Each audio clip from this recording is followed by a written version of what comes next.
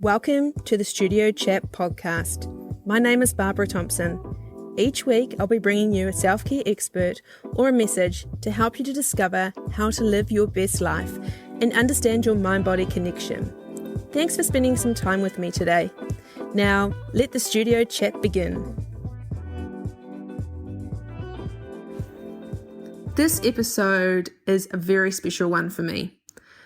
I chat with Dr. Libby Weaver, an internationally acclaimed nutritional biochemist and 13 times best-selling author and speaker.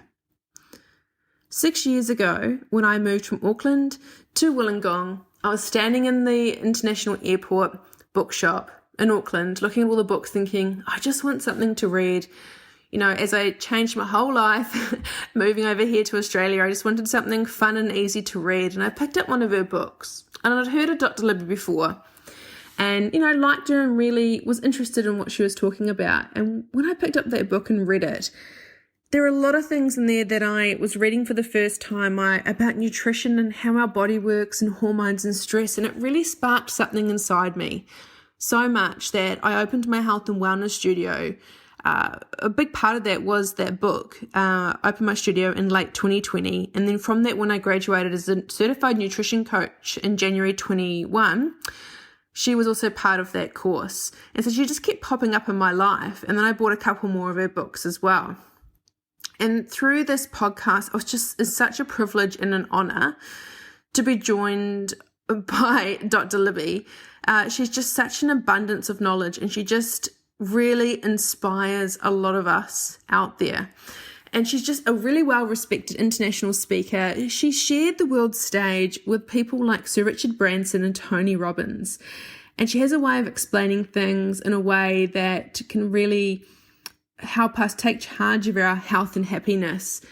And in this episode, we talk all about women's health around nutrition, stress, our emotions, and just how health is so much more than what we eat and how we move our body. I know you're going to love this episode as much as I did. It just was so much fun. And it just was one of those things in your life that you don't realize that you're going to get to speak and meet one of your idols. And I just, I admire her and respect her.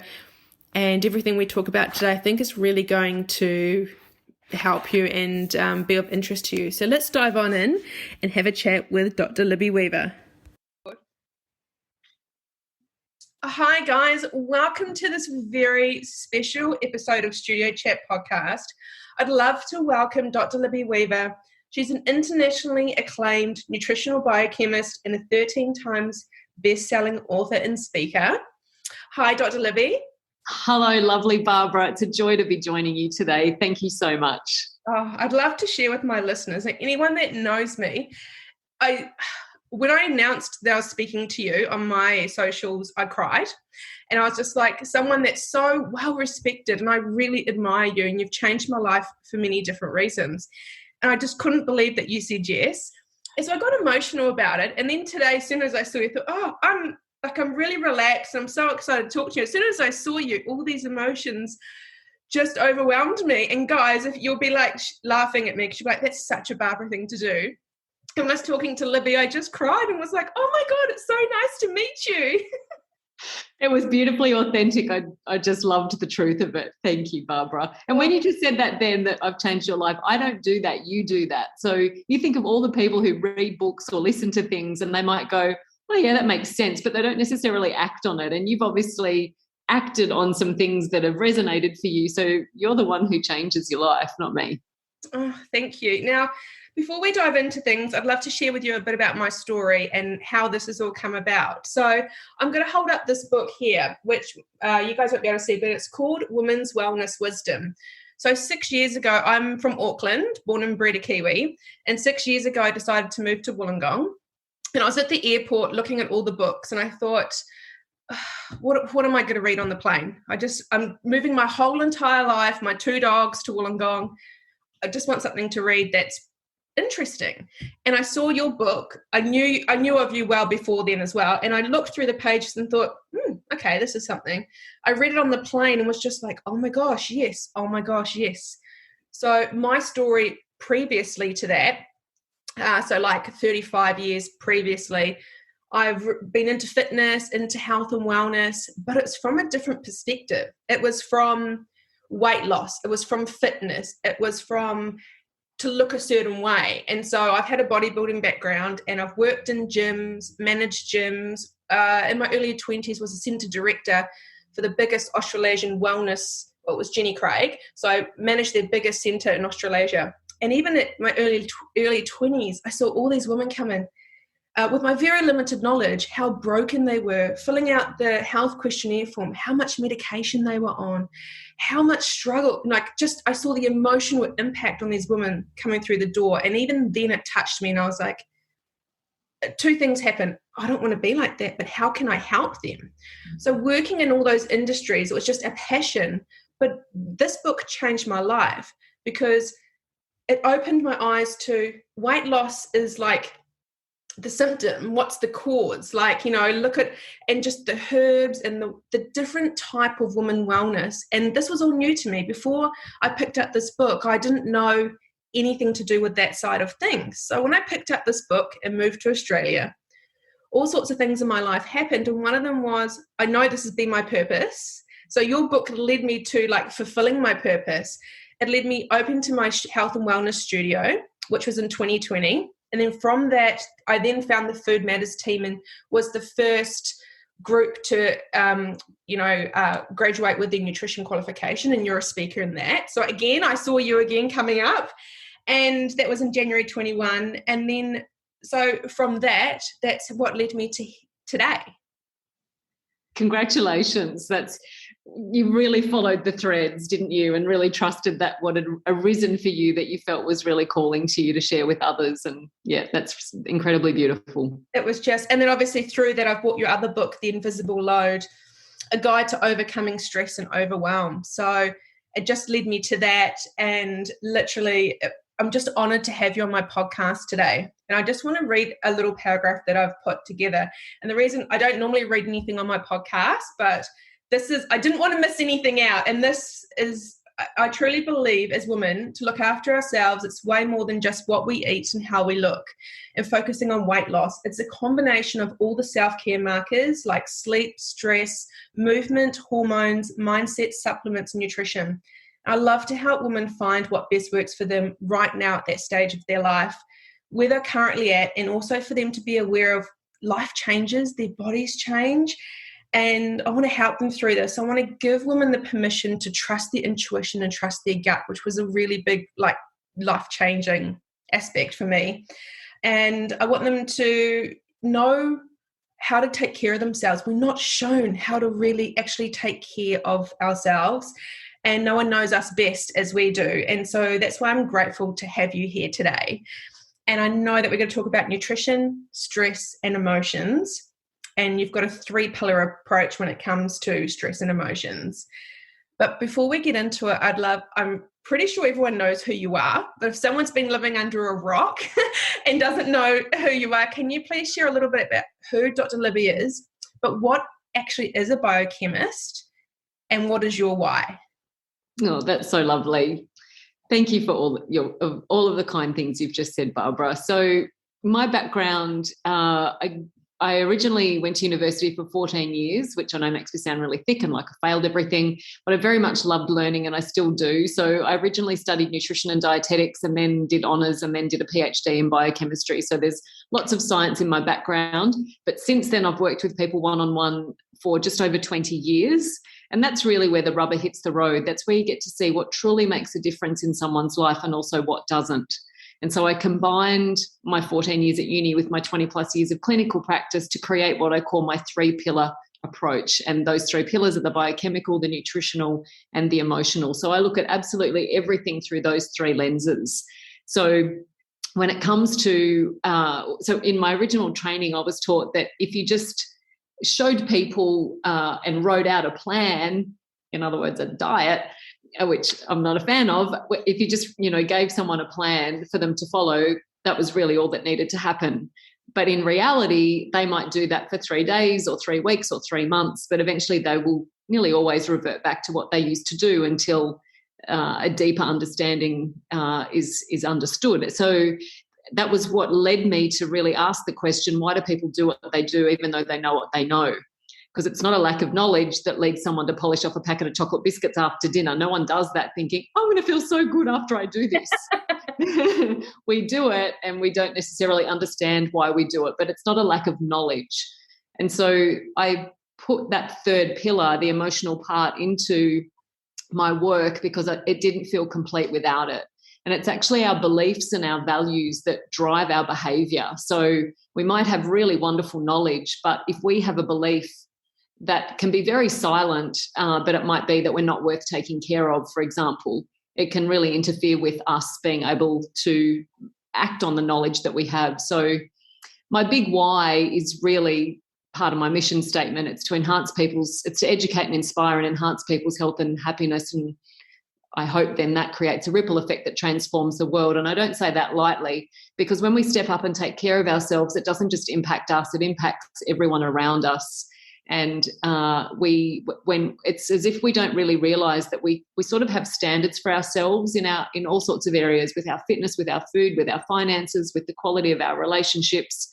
And we know in our own hearts when we're sort of not meeting our own standards, when we're not doing as well as we could, and we can be very harsh with ourselves. We judge ourselves harshly when we're not acting on what we know and looking after ourselves. And then that impacts how we communicate, even with the people we love the most in the world. So when we do take care of ourselves, it enhances every aspect of our life. So, yeah, and I feel very fortunate that I get to do what I love each day. Yeah, your ripple effect is it's just, and I know people have said this to you before, the way, like when I read your books, even though I don't know you, I know you personally now, but before I met you, I can hear your voice in the books. Like you can tell that you have written the books. Like it's whenever you watch a TED talk, whenever I watch you on any video, when I pick up any book and I read it, it's you speaking in that book, and you make it interesting and you make it in a way that with I'm not a doctor, but I can pick it up and really understand it. And I think that just really helps. But I think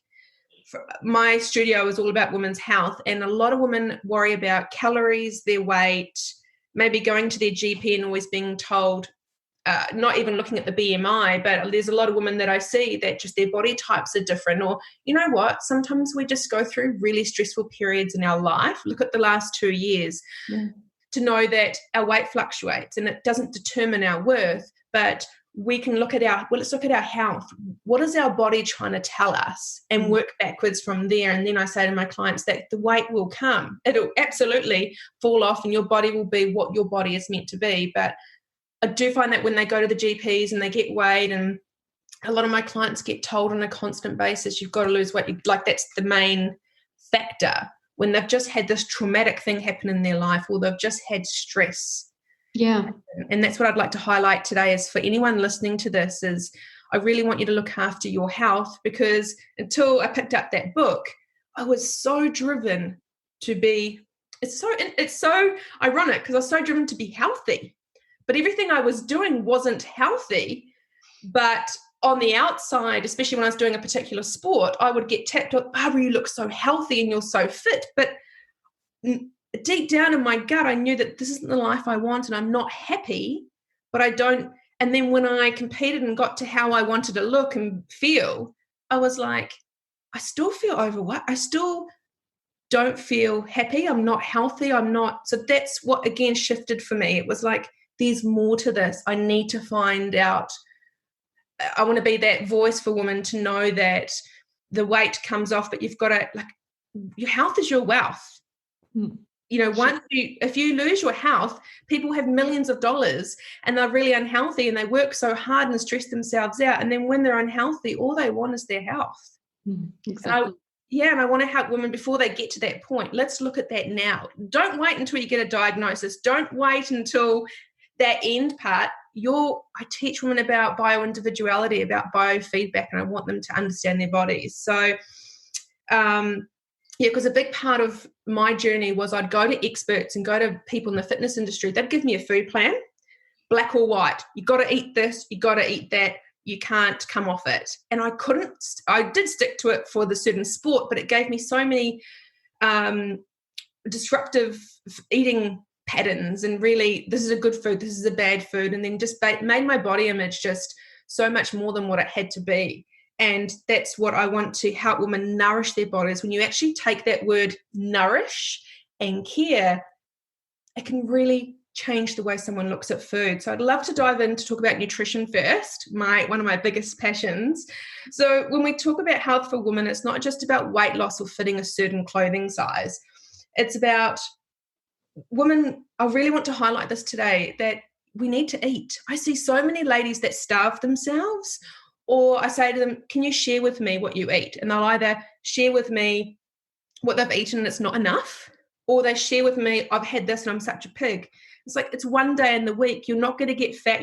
There's this really, I'd love for us to talk about that. Like, they beat themselves up with what they eat. But if anyone's listening, do you have any tips for women that I see it every day? Yeah. They undereat, they starve themselves to get to this weight, and I'll worry about everything else later. It's often really surprising to women if they can allow themselves to eat 3 really nourishing meals a day, because when you do that, you usually don't even want a snack. If you have 3 robust meals a day, that it fuels you, it makes your brain feel fantastic, you have really even, consistent energy, and you're not tempted by poor quality things. And so that when you focus on nourishing yourself with really robust meals, you also communicate to your body that there's the availability of food. So all of that enhances particularly thyroid function, because the thyroid starts to slow down if it thinks there is some kind of famine going on. Now, someone might not have a thyroid disease, but I see for a lot of women, their thyroid just doesn't work as well as it once did. So I encourage women who eat like little birds and feel like they've got to exercise like maniacs to go back to having 3 really nutrition-focused, robust meals a day. And usually that alone is enough to help their metabolic rate start to shift and their clothes start to get looser, just because they've got a different mindset of, okay, I'm eating for nourishment, I'm not eating to starve myself or for weight loss. So that's one thing. The second thing too that I would say is, when we believe that the only thing that influences our body shape and size is the calorie equation, i.e. how much we eat versus how much we move, our attitude towards food is very fear-based, because it's almost like we're frightened of ourselves. But we're very frightened of food, and you can't be healthy when you're frightened of food. Now, when I was at university doing nutrition and dietetics, that calorie equation was drummed into me. And back then I was a runner. So I would have sworn to you back then that I wasn't running for weight loss or weight maintenance. I was slim, I was content. But I can see now in hindsight, I was very much running for weight maintenance, because it was to stay where I was, because it was so drummed into me in my original education that you had to burn off basically what you ate. But then I got a job working in a health retreat, and I had to leave home in the dark, and I wasn't so obsessed with running that I was going to get up at 3 a.m. to do it. So I'd leave home and I'd wake the guests at the retreat up, and then my first job for the morning was to teach them Tai Chi, which is a very slow-moving meditation where you breathe really slowly. You're not burning many calories.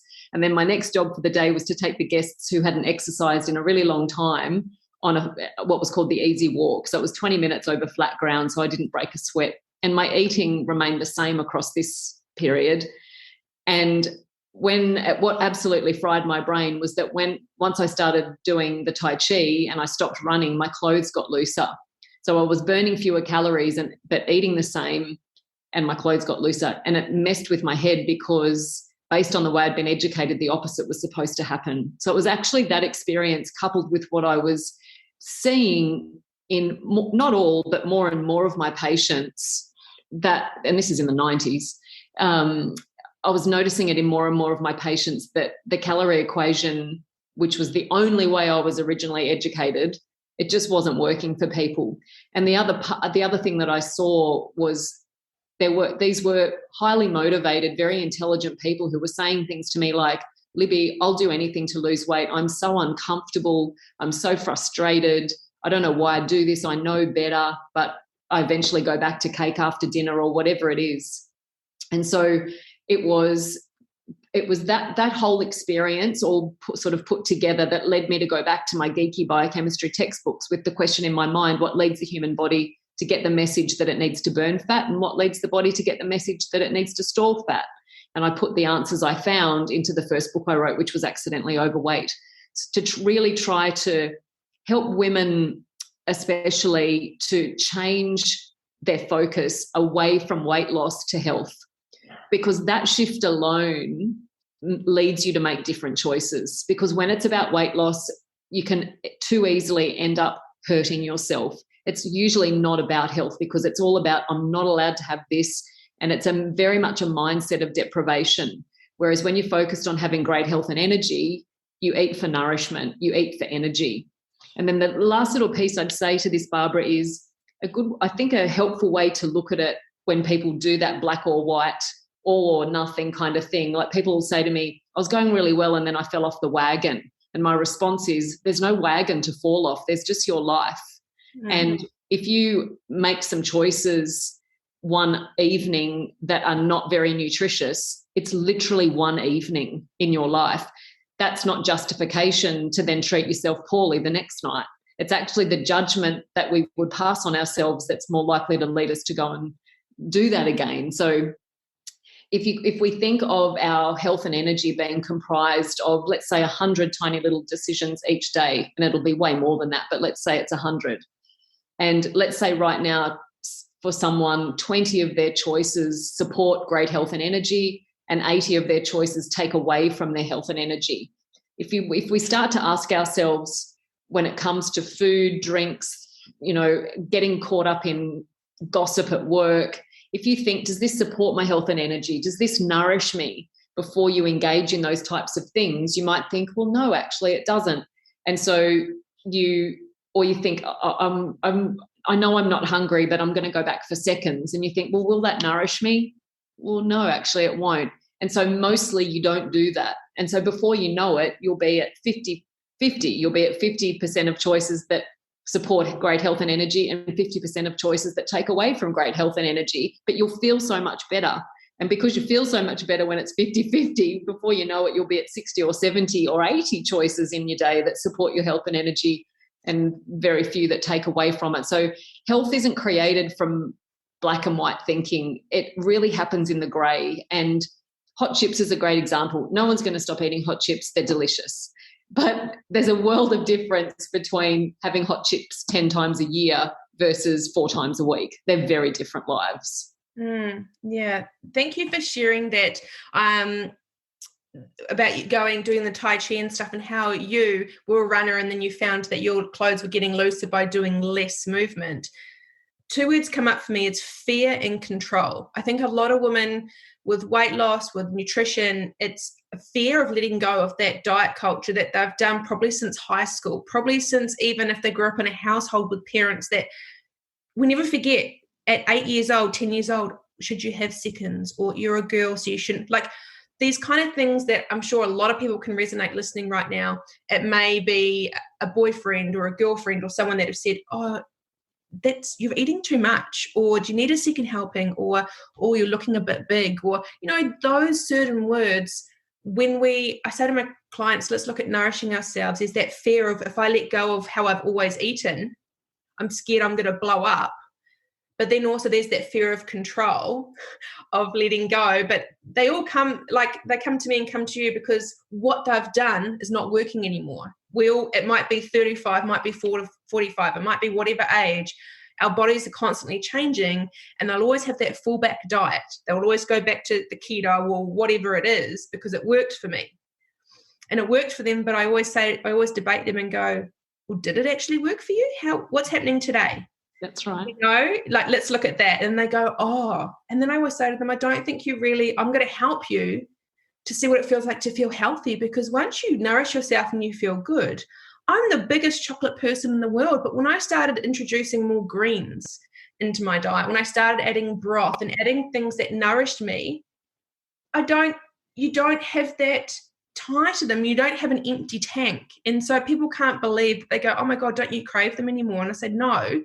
But then if I go have a beer with my friends on Sunday, people go, oh my, Barbara, you do nutrition, you're not allowed to have a beer. And I'm like, 1 or 2, like every maybe 6 times a year or 4 times a year, I'll have a couple of drinks. And people go, oh, no, that's not good for you, is it? It can be so much a part of a very nourishing way to live. You got to be joyful. You got to be happy, right? Exactly. I think too, the pursuit of perfection is just another way that fear presents for a lot of people. And one of the terms I talked about many years ago is being a flexitarian. And when we say, when you look at a food and you think, okay, will this nourish me? And if it's a whole real food, the answer is most likely yes. And if it's a highly ultra processed food, the answer is most likely no.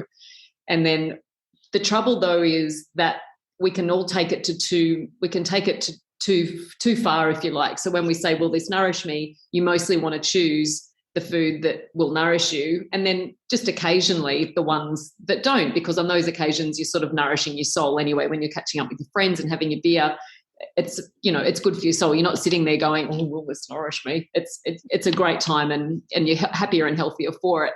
But I think too, we have to be quite mindful of I guess extremes and people responding with extremes, because I find when I speak to an audience, or I have an online course, weight loss for women, an online course over 9 weeks based on accidentally overweight. And one of the things I explain is how it's almost like there are two groups of people. There are those when it comes to what they allow to go into their extraordinary body, which I often refer to as an earth suit.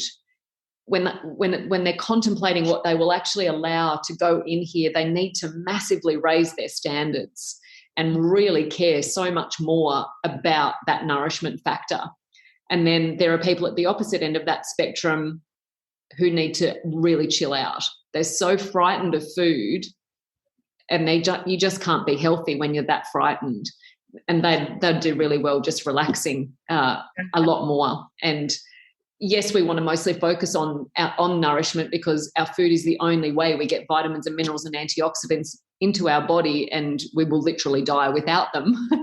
But I worry sometimes that when people hear health information, they take it to an extreme. And I've worked with younger women especially, and they are so frightened of food, and they're restricting food in such a fearful way, and they're obsessed with clean eating, and they perceive that if it's not what they call clean, then it must be toxic. And that's a very concerning, very unhealthy mindset for people to have. So we can take it too far. And I think it's that middle ground that you're describing is the key to a happy, healthy life. Yeah, I think that was diagnosed. You'll be able to let me know if I'm on the right path, but especially those younger generations that are into their clean eating and whole foods and organic, which is beautiful. That's what we want people to eat. But when that's all they eat, there was a term called orthorexia, I think. Yeah, is that right? Yeah, and I see that with a lot of my younger clients too. When I did the Food Matters course, there was something, I think it came from Dr. Mark Hyman, which was the qualitarian diet, so I'm really big on saying to my clients that I loved how you said, whatever you eat, have a look, and, anyone listening to this today, from your next meal, look at it and go, is this going to nourish me? But also, is this the highest quality that my budget and my family can afford right now? Yeah. And then there's the things like the Dirty Dozen and the Clean 15 that I share with my clients, that you don't have to buy everything organic, but I love to educate people, because diets, and I've had a background in this industry, I could all fitness and weight loss and supplements, and for the fat burners and pre-workouts and stim stuff and gluten, all sorts of things. But I can understand from someone just sitting here that hasn't worked in the industry or hasn't had any personal interest or experience, it is so overwhelming. And there's so much, 98% of it out there is all to make money. Is all for people. It doesn't help people. It scares people. And that's what, this is why we're talking today, is I'd love for anyone listening to this to nourish your body and just really look at the foods that I always compare it to when we first came onto this earth. Does your body recognize that? Because our brain and our body hasn't changed from so many millions of years ago. And that again was another, oh my gosh, how come no one's told me this before? I shock myself thinking, even 5 or 6 years ago, from like an athlete's point of view, what I was fueling my body. On the outside, my earth suit looked great. I was thinking, oh my gosh, how am I still functioning today? It was just powders and pills, and it wasn't chicken that was pumped full of goodness knows what. But even with my knowledge, I didn't know that stuff. And when I started learning this stuff, I was like, oh my gosh, more people need to know about this to help them and serve them. But also, like, it does scare you a little bit because it's not common knowledge out there. It's like, keep it simple, guys. But as soon as people do the simple, they stress out and go, oh, Barbara, should I be eating this? Like that all or nothing piece. You know, I have to be perfect, or like I've said, I mentioned before that I get clients that either will stick to something like be really perfect and have no wriggle room, or ones that look I can't stick to it, I'll just worry about it later. And then 5 years goes by, and then 10 years go by, and they think, oh my gosh, when I had that chat with that lady called Barbara 5 or 10 years ago, I wish I did something about my health then. So it's just those, I think people do get overwhelmed. We're bombarded with collagen powders and gut health, and just even the words gut health, detox, bone broth. People are like, green juice. Wow. Like, so for ladies that are listening to this, where's a good place to start, do you think, for someone that wants to fuel their body and feel like nourish themselves? To focus on eating more whole real food. So essentially what you were just describing is what I refer to as a species-specific way of eating. So up until, if you think that science suggests humans have been on the planet for somewhere between 150,000 and 300,000 years, and so let's say that's going to be represented by a 1 kilometre walk. And then the last 75 years, which I refer to as the commercial era, so from the back end of World War II, that in comparison to our 1 kilometre walk for all of the time that we've been on the planet, the last 75 years is just one step in that whole 1 kilometre walk. In other words, it represents a tiny, tiny, tiny little amount of time where so much has changed and so rapidly. So it was at the back end of World War II where, for example, we saw the introduction of pesticides to the food supply. We saw the introduction of colour television, credit cards, mobile phones, the internet, social media, etc. And we also saw a big change in our stress hormone pattern. So where before we only made adrenaline when our life was literally in danger. And so we'd be cruising along at baseline, and then someone from another tribe might jump out of the jungle at us with their spear. And in that moment we go, oh, and our adrenaline spikes, and then we fight the fight or we run away. And so as soon as the threat's over, it goes back to baseline to nothing. Whereas now our stress hormone production just goes up, up, up each day. And it's day after day. We just accumulate adrenaline, which I can touch on later if we want to talk about that. But so up until the very recent past in the evolution of our species, the only thing we ever ate is what we currently refer to as organic whole real food. And it doesn't quite seem fair to me that we label an organic apple as an organic apple, because to me, for the majority of time we've been on the planet, that was just an apple. And so really a conventional apple these days should be called a sprayed apple, because that would be more accurate.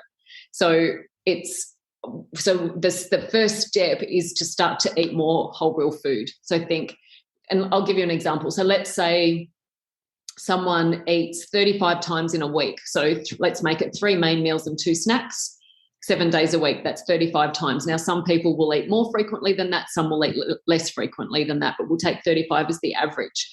Let's say right now 7 out of those 35 meals and snacks are made from whole real food. If someone just decides to include 1 more real food meal or drink or snack per week, so just 1 more per week, which I don't think is overwhelming for an individual or a family, within 2 months they'll be at 14 or 15 out of 35, and they will have literally doubled the amount of nutrients going into their body. So from those nutrients, that then supplies all the biochemical pathways in their body that create how they look and feel and function every single day. They're getting better supplied with what they require to be at their best. Plus, you're now having fewer of what I refer to as problematic substances. So, for example, when you focus on eating more whole real food, you have fewer artificial sweeteners, artificial colours, preservatives. Preservatives aren't added to foods to benefit human health in any way. They're added to extend shelf life so that people have more chance of buying them before they go off. And the way that they work is to suppress the growth of bacteria. So that's the job of a preservative in a food like dip, like hummus or wine or dried fruit. That's why preservatives are there, to prevent the growth of bacteria. The trouble is that in our large intestine is our gut microbiome, and that contains between 0.5 kilo and 4 kilos of bacteria. And those preservatives that we just get through, a little bit of this and a little bit of that, have now been shown to actually damage and alter our gut microbiome, which we don't want to do. So when because our gut microbiome plays a role in so much of how we feel and function each day. They play a role in what's happening with the neurotransmitters in our brain, so our mood and our headspace. They play a role in energy, our immune function. They even influence what calories are worth. And there'll be so many more functions that those gut bacteria contribute to. So when we focus on eating more whole, real food, it's about the nutrition you get, but it's also about what you get fewer of, things that can actually disrupt great health and energy, can disrupt your body's ability to use body fat effectively as a fuel. Yeah, okay. It's amazing. So for people that are listening to this, whole real foods, can we just shine a really quick light on, would you be able to list a couple off of people that are really new to this and keep hearing these words but don't actually know what they are? Yeah. So it's basically if I picked a sweet potato or a kumara out of the ground and then I cut it up and roasted it, if I showed the kumara that came out of the sweet potato that came out of the ground and the roasted sweet potato kumara, if I showed that to a 4-year-old, the 4-year-old would be able to tell me that the thing that came out of the ground is the same as what's on the plate. So it basically looks the same. Whereas if you showed a 4-year-old a stalk of wheat and a piece of white bread, they wouldn't be able to tell you that the wheat made the bread because they don't look anything alike. They're not the same colour, they're not the same texture, and that's because the wheat gets rolled and pummeled and bleached to create the flour that makes the white bread, and all of the nutrition, all of the vitamins and minerals that were originally in the wheat get destroyed in that processing, so much so that for white bread to have anything in it, it's got to be added back synthetically. So white bread is not a whole real food. Another example, so it's mostly food the way it comes in nature. Our fruits, vegetables, nuts, seeds, meat, eggs, that type of thing. They're primarily unaltered from the way they come out of off the land. However, a few, I guess, deeper or some deeper understanding around that, there are things that do come out of packets that can be hugely nourishing and pretty much whole real food. So we can make hummus, the dip, we can make that in our kitchen with about 5 ingredients, whack them in the blender, and you've got hummus. But we can also buy hummus in the supermarket, and some of them have got preservatives in them and some of them don't. So you wouldn't pick one that contains a preservative, because if you're making hummus in your kitchen at home with your 5 ingredients, a preservative isn't one of them. So you could pick hummus off the supermarket shelf, read the label and make sure you recognise all the ingredients as what you'd get out of your cupboard to make it, make sure there's no preservative in it, and then that's an incredibly nourishing choice. So that's a rough guide. So you can still have tinned packet frozen food, but you need to read the ingredients to see what's actually in it. So if it's blueberries, is it only blueberries? That's it. Okay, yeah, I think that's really going to be helpful to people. I also want to quickly chat about supplementation. I know you have bio blends. That's right, isn't it? That's your supplement range. But are they needed? And where's a good place to start if someone's like, I want to nourish myself, as supplements for me? Mm-hmm. So I'm the first person on the planet who wishes we could get everything that we need from our food. I no longer believe that's possible. And the reason for that is, despite all of our technological advancement, we still owe our entire existence to the quality of 30 centimetres of topsoil and the fact that it rains. In other words, if farmers stop caring and if farmers stop supporting the health of soil, it's all over, because the soil in which things grow determines the nutrient density of what we then end up eating. And so with conventional farming, a lot of the soil gets stripped of its nutrition, and a huge amount of topsoil very, very sadly blows away. So the nutrient content of topsoil has decreased significantly over the last 75 years. And if a nutrient's not in the soil, it can't be in the food. So that's the first reason that I think supplementation can be important for a lot of people these days. The second reason is we're more stressed as a species than ever before, which doesn't really make sense because we're safer than ever before, but we are more stressed than ever before. And with the constant relentless production of stress hormones comes an increased requirement for a number of different nutrients like B vitamins, vitamin C, magnesium, but it also increases our requirement for antioxidants, which we get from all of our coloured plant foods, our fruits and veggies. And then the third reason is every biochemical pathway inside of us, including detoxification, requires nutrients to actually make them run. So as an example, here's one biochemical pathway. So substance A gets converted into substance B. So that's one biochemical reaction. And then substance B will get turned into substance C, and then C will become D, and on the cascade of reactions goes. Mm-hmm. But for substance A to be converted into substance B, let's say you need zinc, vitamin C, and magnesium. If you're deficient in either or one or a number of those nutrients, then that reaction won't happen efficiently and you'll start to accumulate substance A, and then you won't have enough substance B. And maybe with the right amount of substance A in your blood, there's no problem. But if it accumulates, it's more like a poison to your body. And also now you don't have enough substance B, and maybe you need that for restorative sleep or for great energy or to use your body fat effectively as a fuel or to be able to experience being calm. In other words, when we become nutritionally deficient, there are consequences to that, but we're not really taught to look at our body like that. So that's the third reason I think supplementation is beneficial for most people, because our body, because we're exposed to more pollutants than ever before through what we eat, drink, inhale, and put on our skin, those detoxification pathways, especially in the liver, require nutrients to actually run. And if we're not getting, like, for example, there's 2 stages of detoxification in the liver, phase 1 and phase 2. And for phase 1, iron is one of the most critical nutrients. And without adequate iron, phase 1 doesn't run properly. And iron is the most common nutrient deficiency in the Western world amongst women, especially those of menstruation age, those who are pregnant, and it's also the most common nutritional deficiency for children. And it's deeply concerning because iron's not just important for energy because it oxygenates, it helps oxygen move around the body. It's needed for us to produce thyroid hormones. It's needed for phase 1 liver detoxification. So supplementation can be very, very beneficial to people because we're not necessarily getting everything through our food anymore because of stress and because of pollutants. We need to run those detox pathways even more efficiently than ever before. Wow, I think that's changed a lot of people's minds on supplementation as well. So next thing is stress. I think this is really underrated.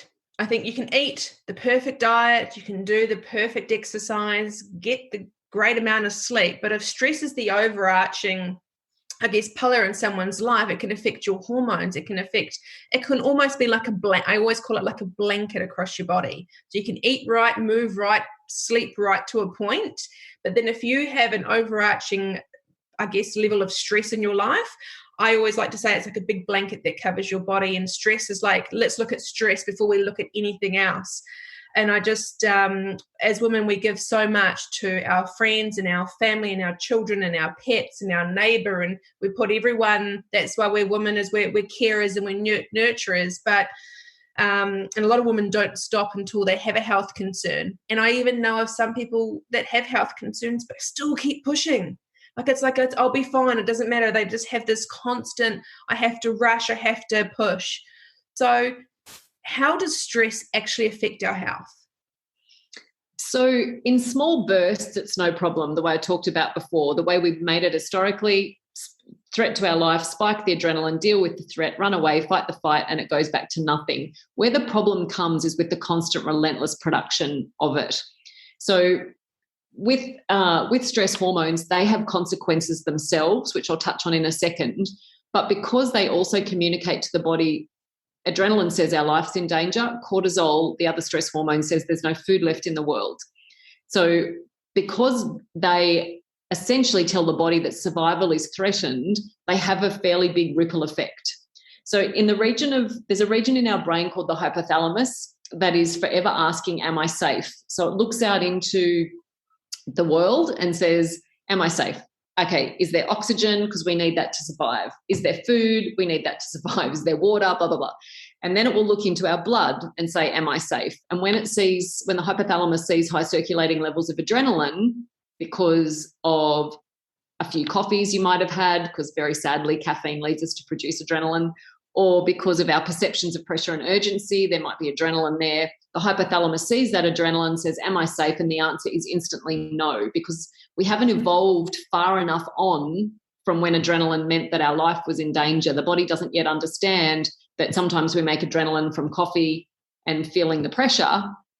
It thinks that your life's in danger. So the hypothalamus says to the pituitary gland, which is also in the brain, we're not safe, you need to do your work. So the pituitary in the brain then says to all the other glands that make hormones, like the thyroid, the ovaries, the adrenals, we're not safe, respond accordingly.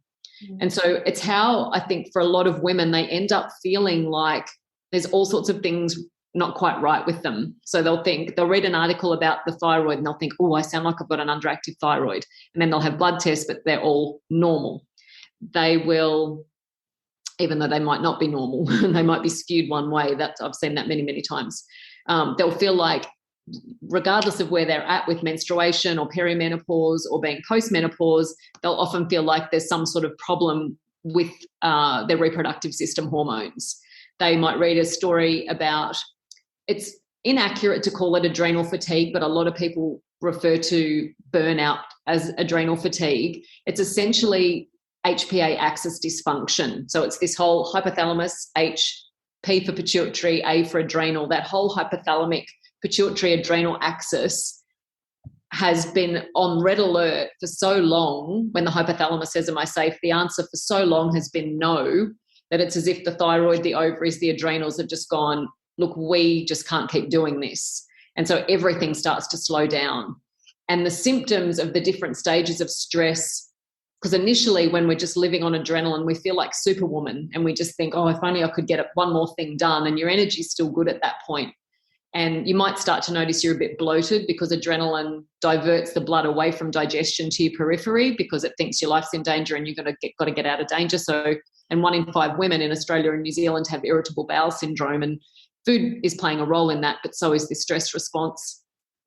And also too, when you're in that stage 1 of the stress response, when adrenaline's elevated, sometimes sleep starts to be compromised, but you don't suffer that much because obviously adrenaline says your life's in danger. We can't let you sleep deeply or restoratively, and it'll keep people ever so slightly awake.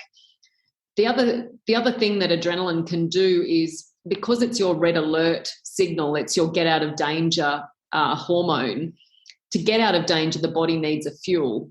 And in any given moment, we're always using a combination of glucose and fat. But even as we're sitting here now talking, you know, our brains are working, we're blinking, we're breathing, our heart's beating, all of that obviously is using fuel. But is it 50-50 glucose and fat, or is it 80% fat and 20% glucose, or the reverse of that? And what's going on with our stress response contributes significantly as to what the body thinks is the best fuel for it to use in any given moment. So when we are living on adrenaline, the body says, well, we need a fast-burning fuel to get us out of danger, and we will primarily use glucose rather than fat. So if the stress response starts to go on for too long, the body has been living for a long time with the message that glucose is the best fuel. However, for a 70-kilogram person, we can store about 2,500 calories of glucose. We store it as glycogen in our liver and our muscles. And a 70-kilo person stores about 130,000 calories of fat. So we store way more fat. However, because glucose and glycogen, because they're the get out of danger fuel, the minute the fuel tank for that gets down to halfway or a bit below, our desire for it needs to be switched on, because the body thinks that if there really is a threat, we've got to be able to save our own lives. And so, yes, sugar cravings can be emotionally driven, but they can also be physiologically driven, biochemically driven from those ancient mechanisms that have really got us to this point. So that's adrenaline.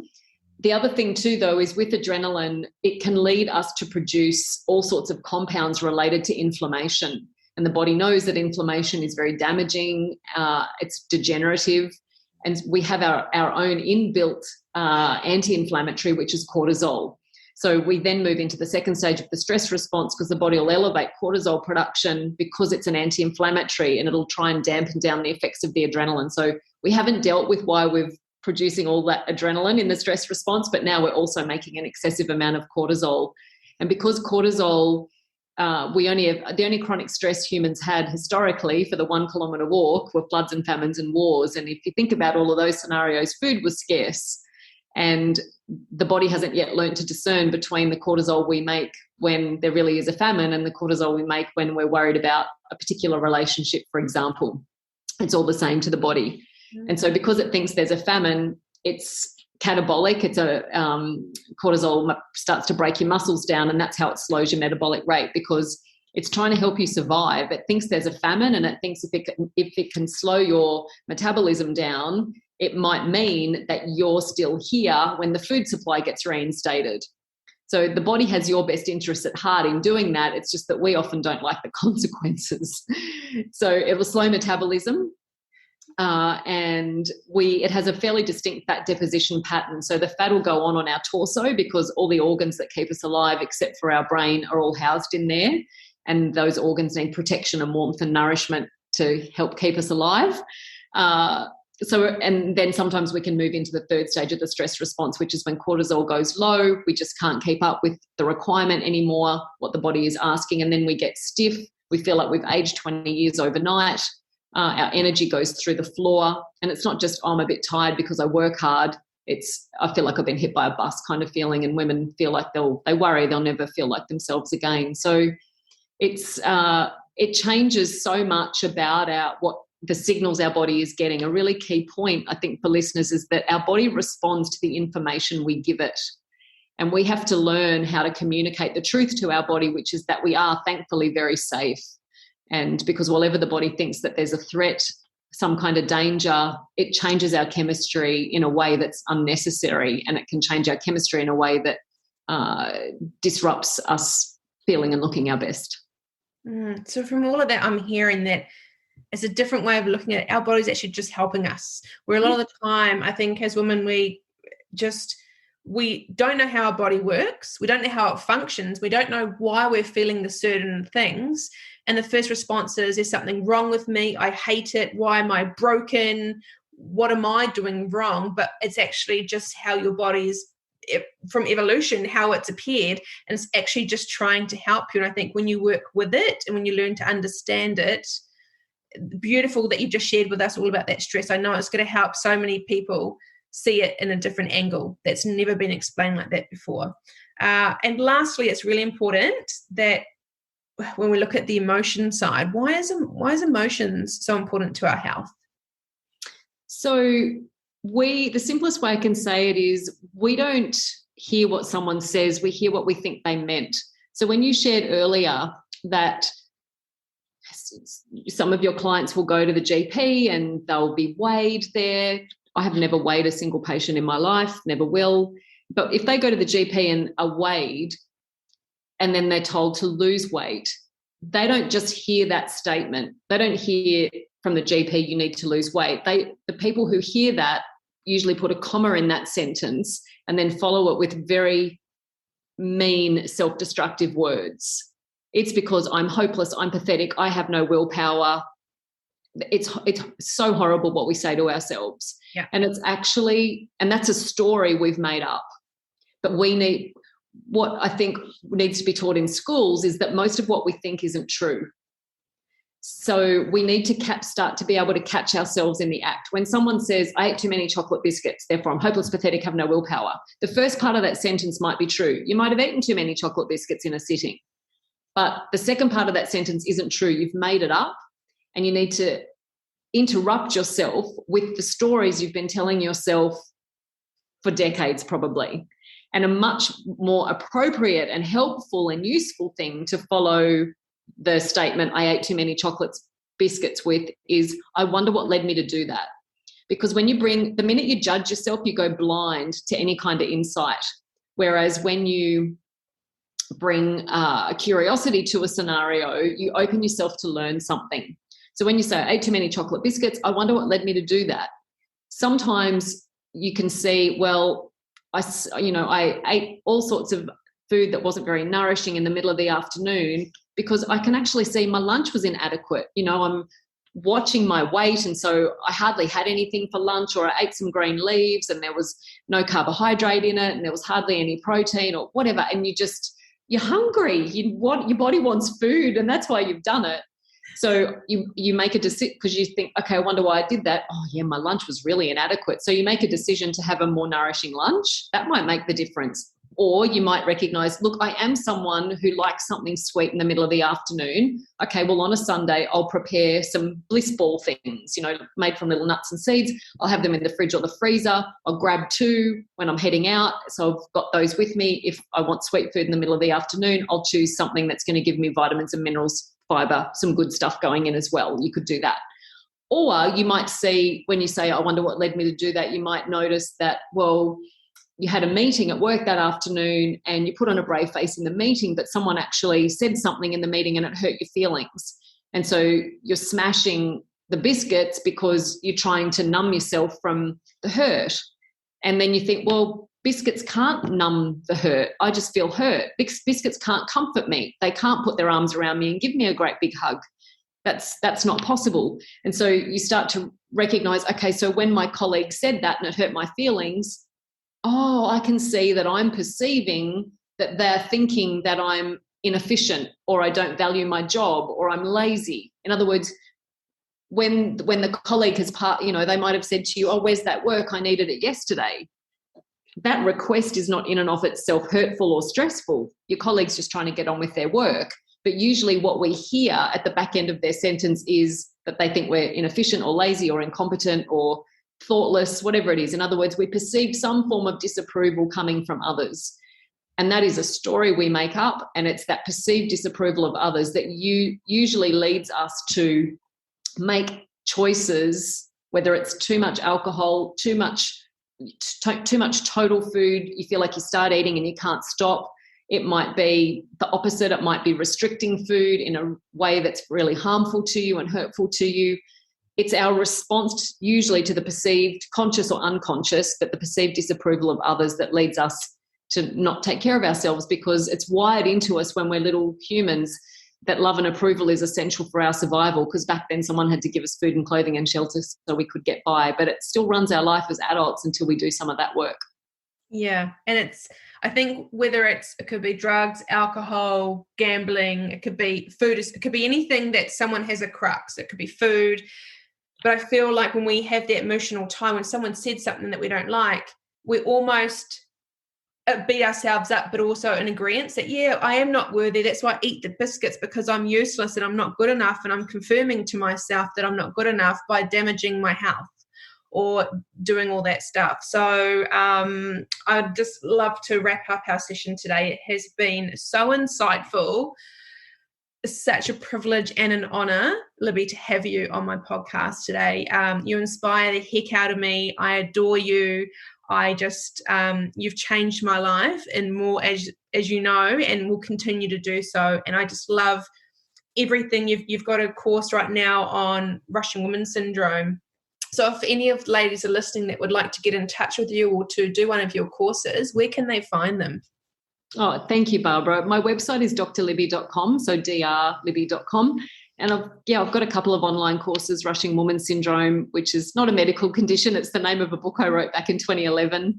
So there's a course about that, which helps us to look at stress and what it actually is for us and to help us overcome the effects of it so that we experience less of it. I also have a course, Detox by Dr. Libby, and that one starts on the first Monday of every month. And I'm really blown away at the response people are getting from that, both with their headspace and what goes on with their body, with their chemistry, their cholesterol levels, all sorts of things. It's been really amazing. And I've got a few new things cooking away with online education as well. So, but it's all there at drlibby.com. Thank you so much for joining me today. It's been an absolute pleasure. Barbara, thanks for the work you do in the world and for the way that you care. Thank you for sharing your brain and your heart with others. It's just so beneficial. It just your care for others just beams out of you. So thank you. Thank you, everyone listening. That's just made my day. Thank you so much. It's a pleasure. thank you so much for listening. I hope you enjoyed today's episode and it has inspired you on your self-care journey. Please feel free to share this with a friend and subscribe over on Apple Podcast. I really love hearing your feedback, so guys, please feel free to write a review on Apple and let me know which part of this episode resonated with you the most. To fall in love with yourself is the first secret to happiness. To find out a bit more about Self-Care Studio or the Studio Chat podcast, head over to my Instagram page, self_care_studio, or on my website, selfcarebybarbarathomson.com.au. Really look forward to seeing you on the next episode. Look after you, and I'll catch you soon. Bye!